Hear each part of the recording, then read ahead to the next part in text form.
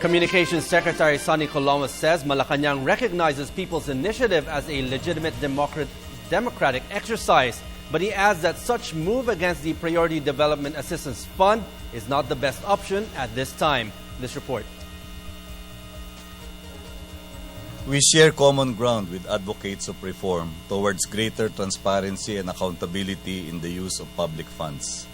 However, while we recognize that people's initiative is a valid exercise of citizens' democratic rights under the 1987 Constitution, we believe that it is not the only available option at this time, and all other options need to be considered thoroughly, as this will have far implications on our people.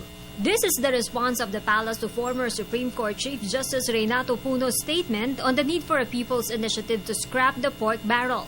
PCOO Secretary Herminio Coloma Jr. says there are sufficient avenues for reforms to prevent the misuse of public funds. Pero kung titignan po natin yung transcript ng kanyang interview sa isang pahayagan, and I quote, "It is the last peaceful alternative for the people to take charge of their destiny. If it failed," yun po yung kanya. So sa tingin ko naman, it's still a conceptual declaration. He's simply saying it is the last alternative.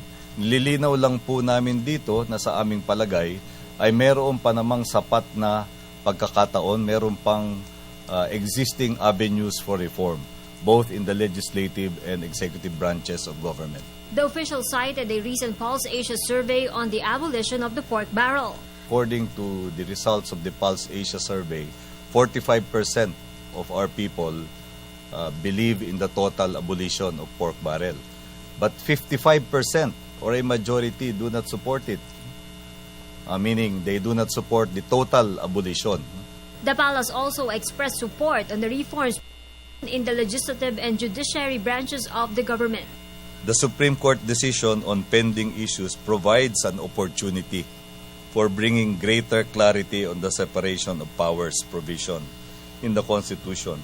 Such clarity will strengthen the system of checks and balances and thus foster good governance. The administration is supportive of legislative reforms and is prepared to adopt on its own appropriate measures that will safeguard the integrity of public funds. For the People's Television, Elena Luna.